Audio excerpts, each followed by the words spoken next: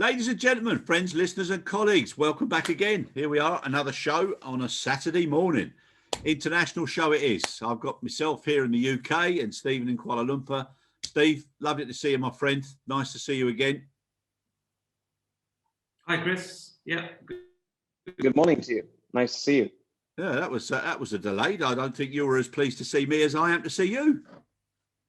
Hey. Well, I wouldn't say that, Chris. I just, for those that know me, they'll know that I'm slightly introverted and therefore I'm a bit quiet and shy. So I wouldn't sort of burst out too much at this time in the morning. Yeah, don't give too much away, mate. Hey, not too much. Well, no. My poker face has served me well all these years, Chris. Yeah, it has indeed. It has indeed. Well, they say, a week. What do they say? A week in politics. But my God, there's been a lot going on this week. A lot of good stuff. Yeah. Lot more bad news. Lot more re-endorsement of things and impacts of the bad news, and now more impact, especially on our industry. So let's start. First one. Yesterday, the last few flights from the UAE arrived, which were the leg Dubai London was the busiest in the world in January. Now that stopped, and now they're on the red list. So it's incredible now what's happening. Yeah, I think it was certainly disappointing to see the UAE be thrown onto the red list with such short notice. But as we've said before and from the beginning, Chris, people. It's one thing people traveling, that need to sort of, urgently travel for essential reasons, either be it those that have been stranded overseas for all sorts of reasons because of border closures elsewhere, that has restricted flight movements, or for those that genuinely have essential reasons to travel. Sadly, people having to travel for the likes of, elderly relatives, Yep. Who are sick and poorly or hospitalized, or indeed, those that have passed away and people trying to return for funerals. I think that, nobody questions the rationale for that essential travel. However, I think what is clear, Chris, is that I suspect that the reason that Dubai has done extremely well and has become the #1 international route in the world, I think, as you Yep. say, is because, firstly, I think congratulations to the Dubai and the UAE governments. I think they've done a reasonably good job at controlling the spread of the virus and containing the virus.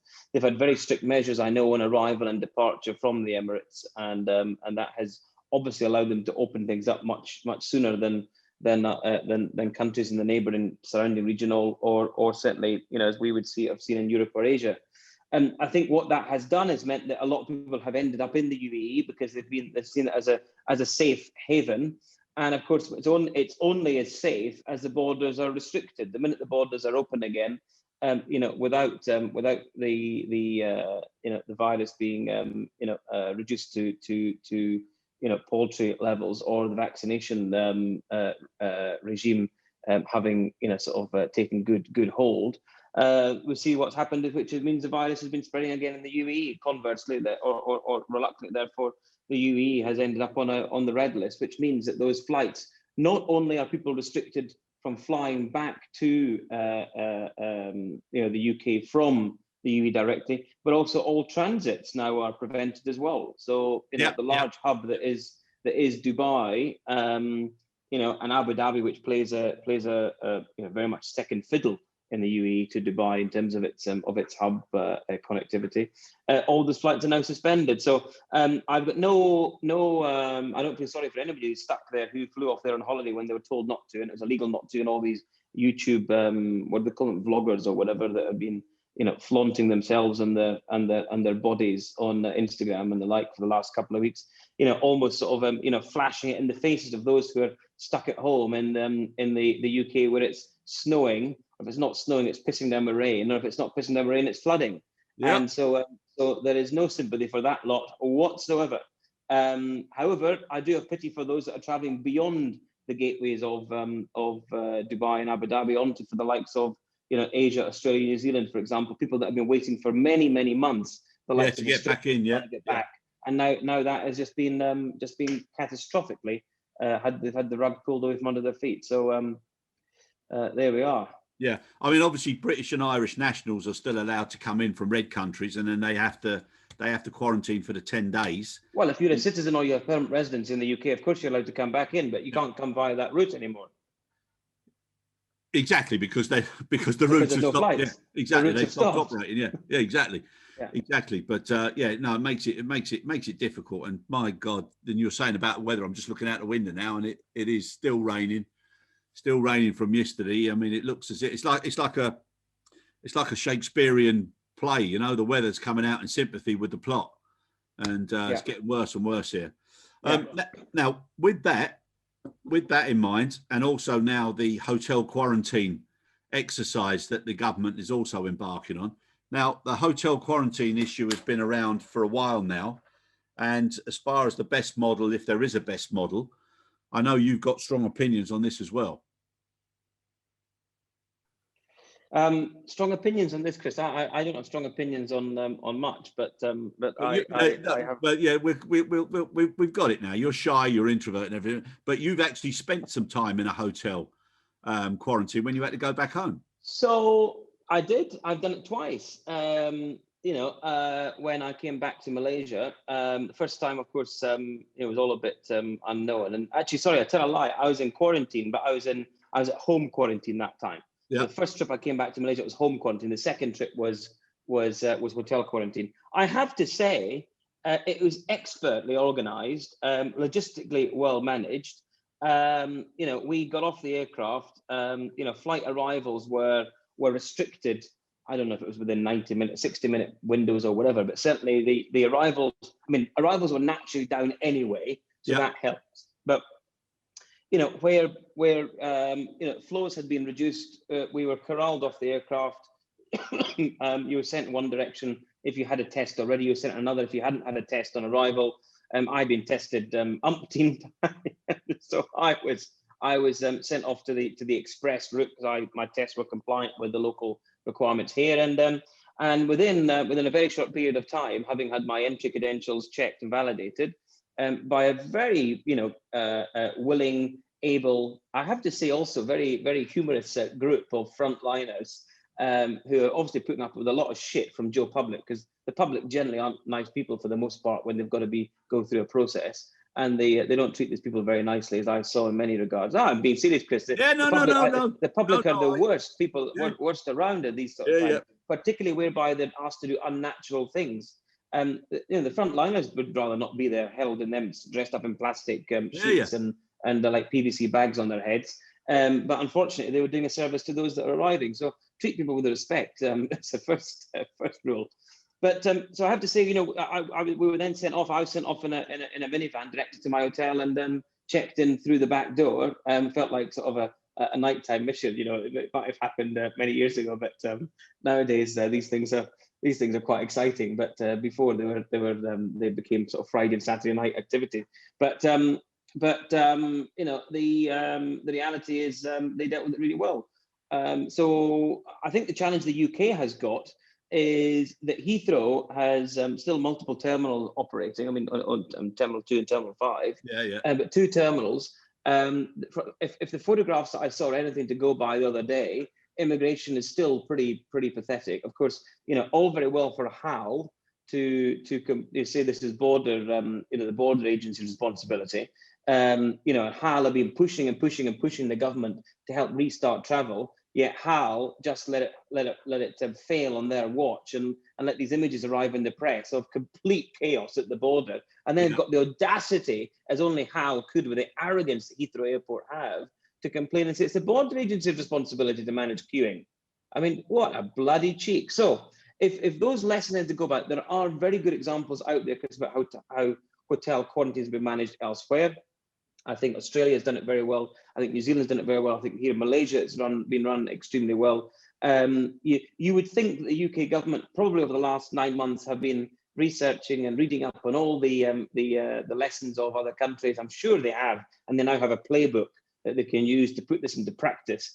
I know that will be the case, and of course it will all work swimmingly. But the challenges they've got is multiple arrivals, you know, large, expansive terminals, 30 countries. And Chris, this is not universal. It's not across the board. The problem is that you have customers arriving from third countries. So if I'm on a flight from, for example, Rio to Frankfurt, and you're flying from Frankfurt, only flying from Frankfurt to London, I could be sitting next to you. Well, maybe not. I might be in 2 Alpha and you might be in 22E, but thanks, mate, I could be on the same I could be on the same aircraft. Yeah. I know where you're most comfortable, Chris. The only reason I'm not sitting next to you is because I've sat next to you before and you snore a lot. Yes. So Yes. you know, yeah, that's the only reason, Chris. But look, I mean, sorry, all seriousness, we could be on the same aircraft together, sitting next to one another. You've got no idea where I came from, and we arrive at Heathrow.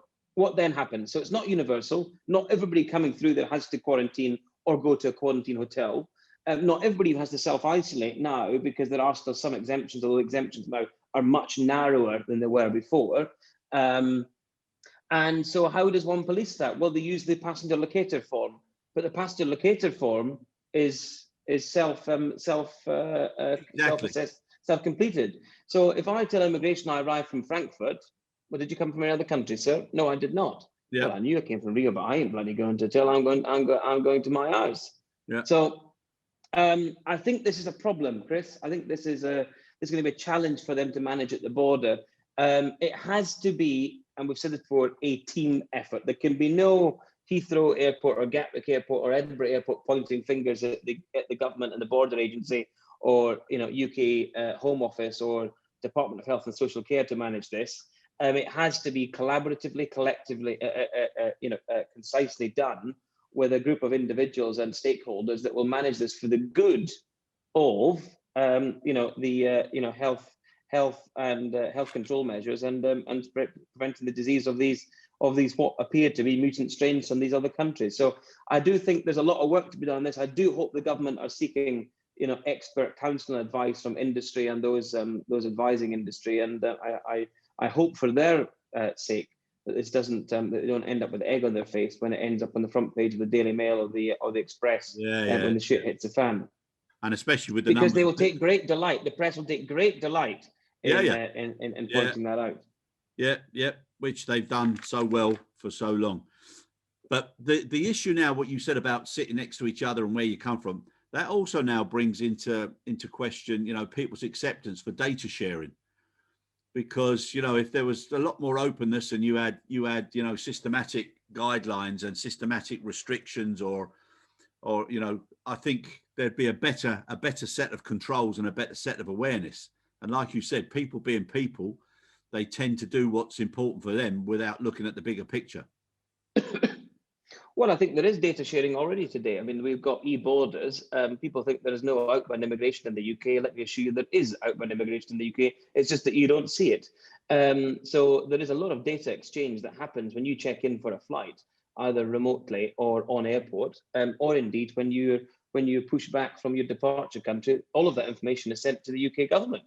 Now, there are bits of information that would be really helpful for the UK government, like point of original origin. That exactly. Information, as far as I know today, Chris, is not shared as part of the EPS or the e-border measures, and therefore is not included on the EPS data that the UK immigration receives. However, it would be great if that was if it flagged at the border when my passport was swiped through the thing, or I scanned it at the e-gate and it rejected me out. What is the reason for rejection? The reason for rejection is because you've arrived from Rio de Janeiro and you have to go to hotel quarantine, sir. Correct. That would be really helpful. Yeah. Or when you were checking in, and they know your routing, it's also good that as part of the protocol and part of the information that they give to you on your checking in, that you do realise that if you do not, report correctly, that there's potentially either a fine or further repercussions. Yeah. I think, failure to declare, I mean, it's an offence. It's criminal offence, but certainly it's an offence, civil or criminal, but I suspect it's criminal probably. A criminal offence not to complete the passenger locator form or to falsify the information that you complete on that form. So those measures have been in place, Chris, and that legislation was enacted way back when these measures were put in place in the summer. But when I was travelling around Europe, I completed religiously every time the PLF, even though I was going back and forth between the same two spots, as you well know, where I was, traveling back and forth to London. You did a bit of that yourself as well. Yeah. And I felt that that there were many on the flight that probably didn't give two hoots. So it has to be policed, and that's why I think also one of the lessons, Chris, that came from Australia is private sector security cannot be held accountable for policing quarantine. Yep. It has to be either the police.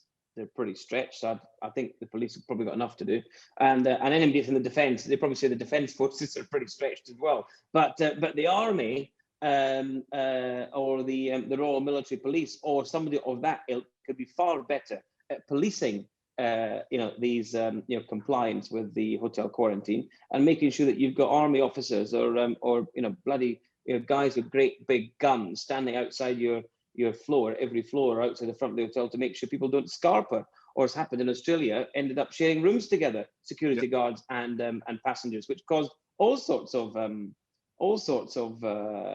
troubles thereafter. So I hope your hour of fun was worth it.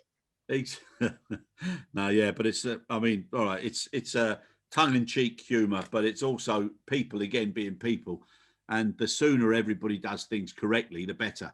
Now, talking about people doing things correctly, okay, and not now causing another degree of I don't know, just stupidity that makes Joe Public or Jane Public start to think, what on earth are these leaders doing? Now, this business now with fighting over the vaccines and who should have it and who ordered when and what volumes and who should be giving what to who. At the end of the day, everybody knew what was coming, and everybody started getting into these contracts and into supplies, etc. Now, all of a sudden, because of government's inefficiencies or their different priorities, now they're starting to do things that are totally wrong. Sorry, that was my dog. She gets rather exercised when you start talking about the European Union, as her father does. Yeah, well, I think she's able to, like dogs can sense the mood you're in, so she knows something's coming. So she knows, oh my God, I better get out of the way because she's going to kick me under that table.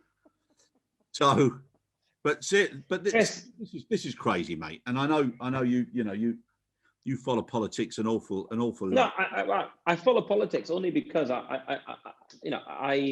I would like to see things done better. I think we all would. I think if you don't take an interest in politics, then I don't think you take much of an interest in the running of your country. I don't think you can have much to say about it. And when it comes to elections or your elected government, that's the reason I take an interest. But the interest I take is really and I am, those that know me know that I'm a conservative, and so I support a political party in the UK that's a Tory party, happens to be the party in government. That does not mean, Chris, for 1 minute that I support everything that they stand for, or everything they've done during this pandemic. Far from it. In fact, I will be critical of government where I think it's right, and have done. I also happen to live in Malaysia, and regional governments around here. I think we've had discussion about that as well, and that's right. And debate informs people, and whether you agree or disagree is neither here nor there. But debate is a good thing to have, whether it's politics or otherwise. Yeah. But specifically on this matter, I do think it's a bit rich. I think the UK, if there's any credit due for anything that they've done during this pandemic, Chris, it is a vaccine strategy. Yeah. And I think that they deserve a great deal of credit in this regard.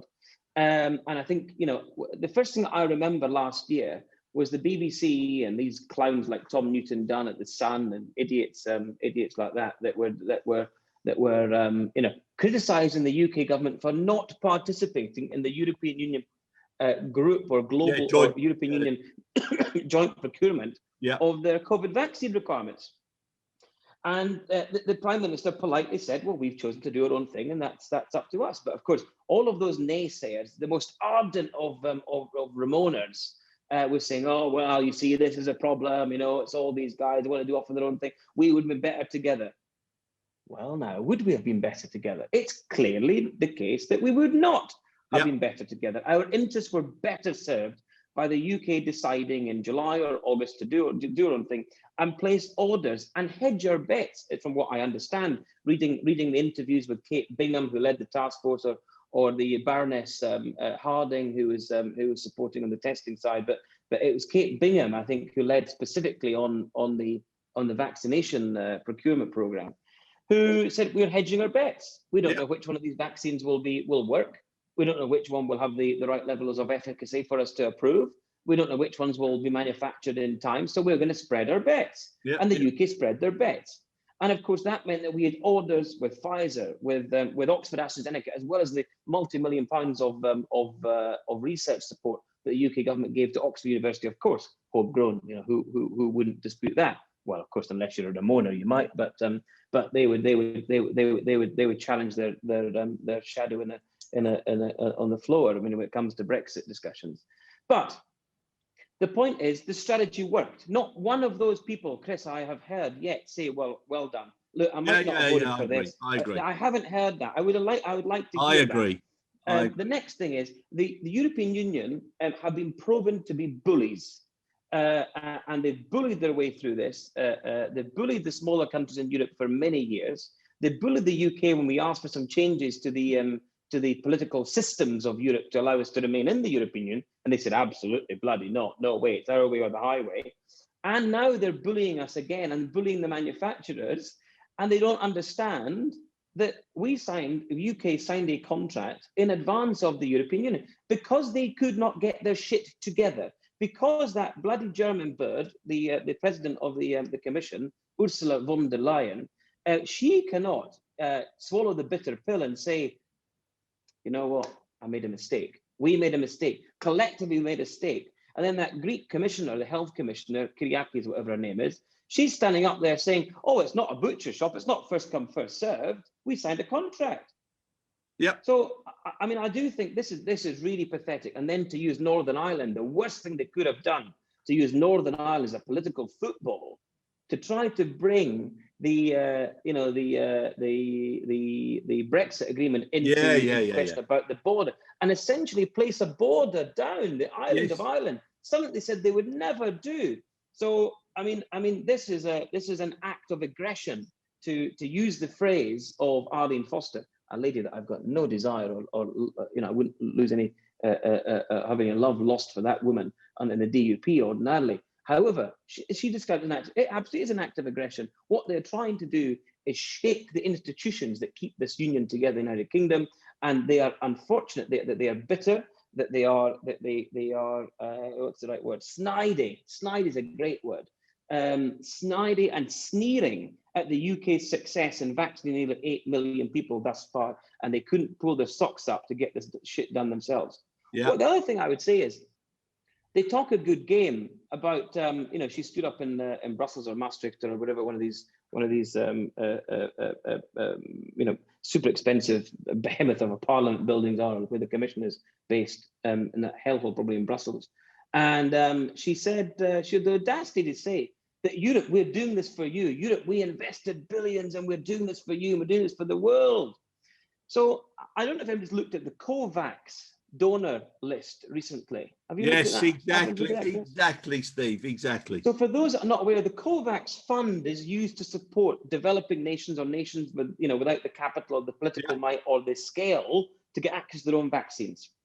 And I have it here because those fellas will say, oh, well, what numbers are you quoting, or where these numbers come from, or whatever, right? I think there's something to be said about actually action and not talk. What Ursula von der Leyen does is talk. And when I look at the figures here, so these are the December figures published by Gavi, the COVAX guys that lead that. The total donations to that fund, Chris, are $2.4 billion. Very amicable reason for that fund to exist, and for countries to donate into the COVAX to help developing nations. The European Union has donated $117 million. In total. France has donated $117 million, and Germany, I wonder how much they donated, $117 million. Italy, 40. United States, 0. Now, I have to say that might change under the new leadership, but Yes, as of these figures, was not there. China, 0. Russia, 0. Do you know who the largest donor, Chris, is of the COVAX facility? It's coming to me. It's coming to me. Go on. The United Kingdom. Yeah. Out of a total $2.4 billion in funding, the United Kingdom has funded $750 million. Yeah. Yeah. So I'm all ears when it comes to listening to European politicians talk about how it's a team game and we're all in this together, and Europe are funding this for everybody. We're there to help you small little countries in the rest of the world. We're going to help you guys out. Well, love, put your money where your mouth is. Keep your mouth shut if you've got nothing important to say, and actually start helping these nations. What I said last week, because private sector should not be getting access to vaccinations until the COVAX funding has helped the most vulnerable in society. It's the UK government that are helping the most vulnerable in society by supporting the COVAX program. And admirably, I see other smaller countries on there that put much more relative to their GDP into the COVAX program, much more than these bloody buggers in Germany or France or Brussels that like to spout the shit because they failed, they cannot accept it, and they cannot deal with it. Instead, they sneer and they snide at others that have had some success. And that's also where the WHO should also be careful what they say. They've already made lots of issues. I'm still amazed what they did at the very beginning with the masks. So for them now also to be saying what should be done and what shouldn't be done, they should be pushing people who are not contributing to COVAX and start making people put proportionate input in there. And like the old saying, money talks and bullshit walks. And all these people who are doing this talking, it's just disgusting. It's terrible. Yeah, I find that bizarre. I mean, it's sad. This is a time for actually getting together. And the UK, has made many mistakes, Chris, in this response. To surpass that figure last week that we spoke about 100,000 deaths is frankly it's unthinkable that we got to that. And it's also, Steve, for whatever reasons, it's also a different situation because per capita, we're the highest in the world. Death rate, and they've got to bring that under control. Anyhow, I'm sure that will be around for a little while, but I definitely, I think, if people haven't contributed and those that are always wanting to be on the right side of the political argument, they should step up and start pointing fingers where fingers need to be pointed. Yeah, I think, and look, whilst this kind of this disharmony exists and this lack of cooperation when it comes to something as critical as the vaccine program. Can you imagine how difficult it is then, Chris, for somebody, an airline, ground handlers, people in our industry specifically, and bringing it back to our point of our conversation, and and they're trying to get a level of confidence reinstalled in the market so that they can start to recover. Yet all this political infighting is still going on there at sort of a higher or macro level. What hope and hell's chance have we mere minions got, whether it be an airline, an airport, ground handler, terminal operator, service provider, or whatever, in sort of restarting, regrowing our businesses and actually providing an income to people that have. There's still so many people losing their jobs, Chris. Every day we're seeing more and more people losing jobs, and it's terrible. And that's going to ramp up. Yeah. And I've seen contracts changing hands, and contracts being done with less labour than they were, historically. And I accept all the reasons for that. And of course, you know as well as I do, Chris. That's a lot of the mantra that we speak in our consulting business. But when it comes to it, and you see, still friends and colleagues that are out of work, have been out of work for 6-9 months now.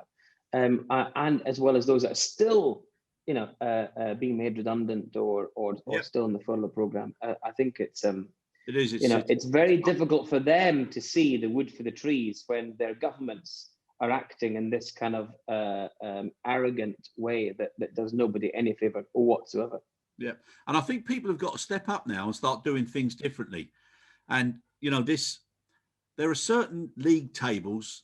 People shouldn't be using one-upmanship with league tables. Just do what's right, but don't then rub other people's noses in it that you're either better or you're ahead of the game, because you should just be confident that you're doing the right thing. And I think in some cases now, the way they publish these league tables and, we're doing better there to a degree, I think there was overemphasis about, the numbers of vaccines that are being done. People should be rolling out their vaccine program as quickly as they can to the right people that they can, but they shouldn't be rubbing noses against other countries as to who's done better or worse or reasons why, because that just boils up this blame game, which then comes back into what's happening now.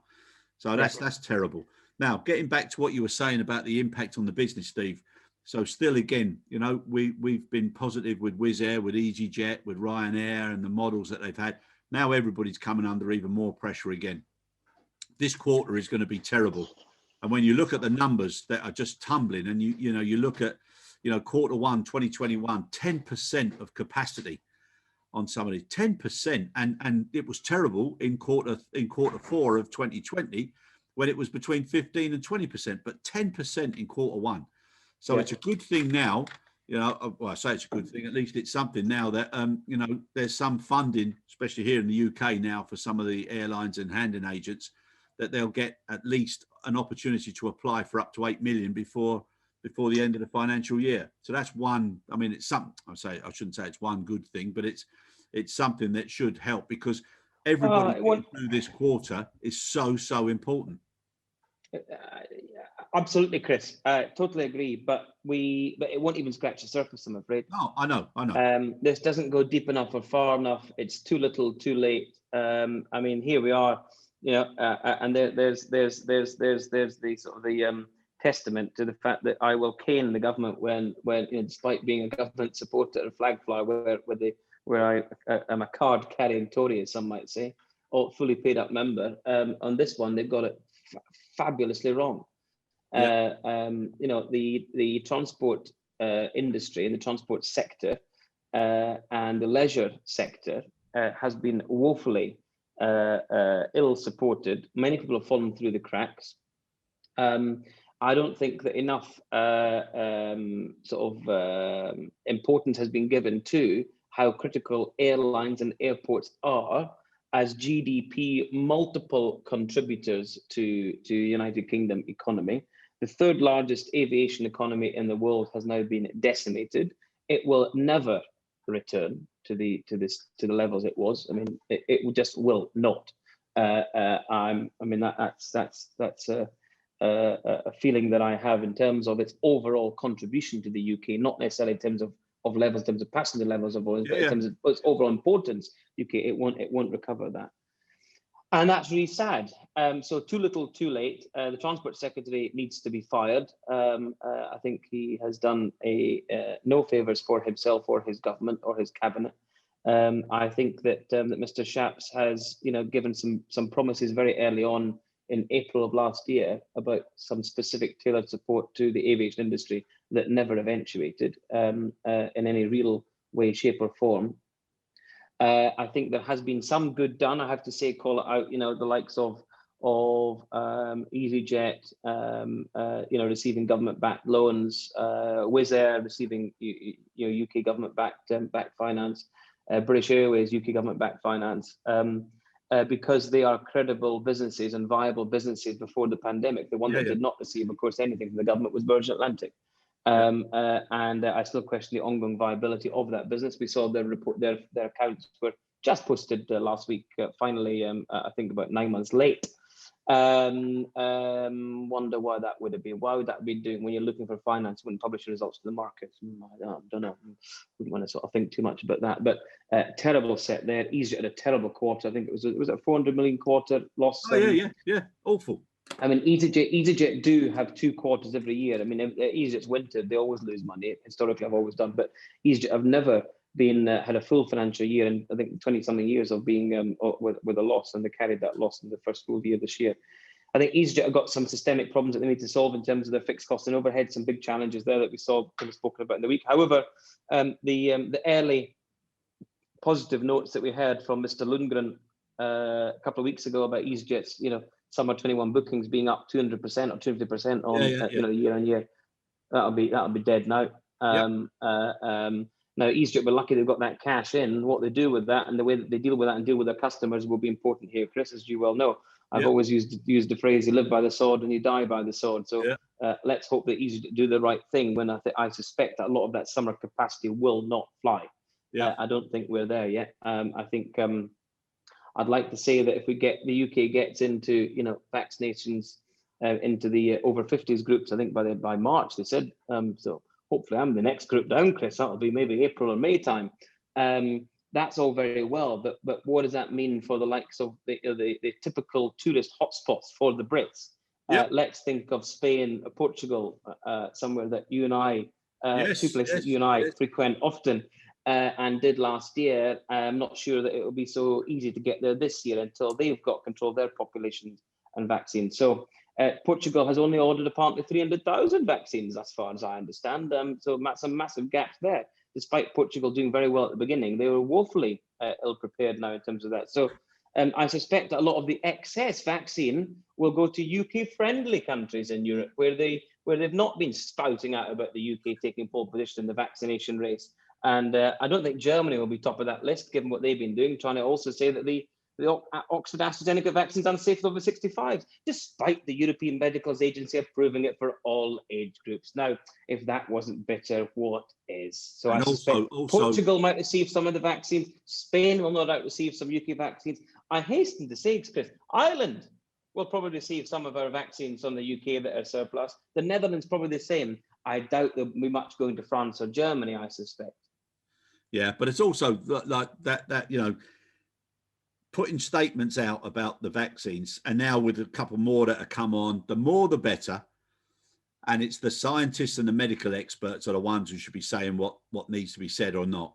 But also then to be holding back their own vaccines for their own over 65s, that also doesn't make sense. So there's so many. That's dangerous. That's dangerous. I mean, dangerous behaviours. Because it makes politicians it panics people, and it makes people think the wrong thing, and it's so wrong. Yeah. But coming back to EasyJet now and the 1.8 or 1.87 billion 5-year loan facility, so that's going to do well. But it when you think what they've had to do now, they've had to go to the shareholders for cash. They've axed 30% of their staff, sold dozens of aircraft. It's a huge hit for this industry to take when you've had to go to those measures. And I was looking back as far as 2008 with some of the consultancy business continuity plans. And when you look at the amount of reading materials that are recommended with regards to pandemics and how to deal with things, as a result of this, and when people start to review, there's going to be some huge changes as to the types of actions that have to be taken. So some of these plans we've been talking about, whether it's quarantine, testing, hotels, all the different data sharing, that's all going to have to be, thrown into the washing machine so that when it comes out, it's a lot cleaner, leaner and meaner for anything that happens in the future. I mean, it's so important now to make sure that those things work properly. Absolutely, Chris. It's incredible, isn't it? Now, the slot issues, that's also continuing with the waiver, so that's also good. So the 80-20 rule, so that's a good thing, but also indicates how things are going to be continuing for some time, which is a big, which again is a big shame. Well, yeah, good. I mean, I saw. So, I mean, Her Majesty's Secretary of State granted the waiver, I think, earlier in the week for summer 21. That's Mr. Shapps. And in doing so, I guess there was a bit of relief, probably at the likes of British Airways. There was probably massive amounts of relief at the likes of EasyJet. I suspect, however, the likes of Ryanair and Wizz were a little bit exercised by that, given that they saw this as continued rewarding, poor behaviours of airlines that were unable to operate capacity. Now, I think there's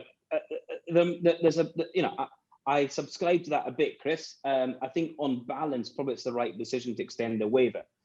However, I do think that there ought to be it's a sort of blanket, but it would be helpful to have a little bit of a sort of a minimum floor in terms of what is expected to be operated during the period to retain those rights.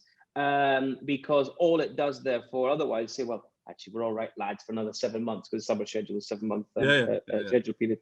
7 and 5. Don't know what happened there. It should have been 6 and 6, I guess, but somebody made a mistake in the counting and left it all these years. So I do think you know, there'll be relief.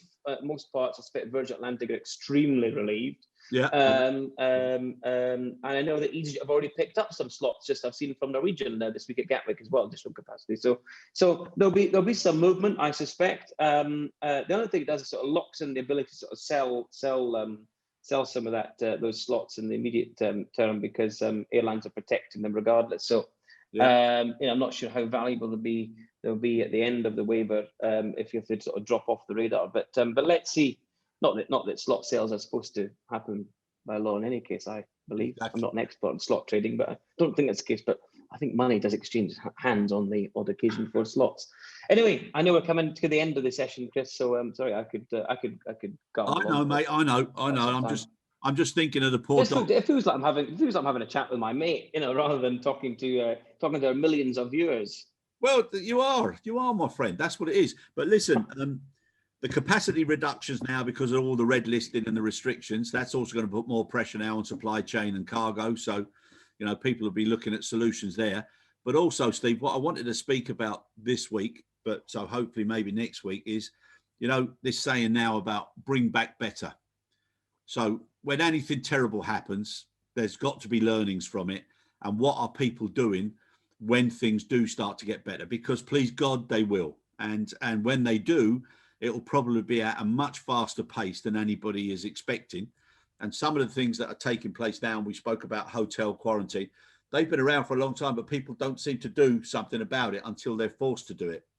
And now's the time for organizations to really start to look at that little tag, you know, bring back better. What are we going to do when things start to get better that we can do differently, more efficiently, and make the benefits of everything that they've learned through this? So next week, touch wood, please God, there won't be any other adverse or terrible news or silly reactions or over focus on league tables, or like you said, the David and Goliath of Europe trying to say what people should and shouldn't do.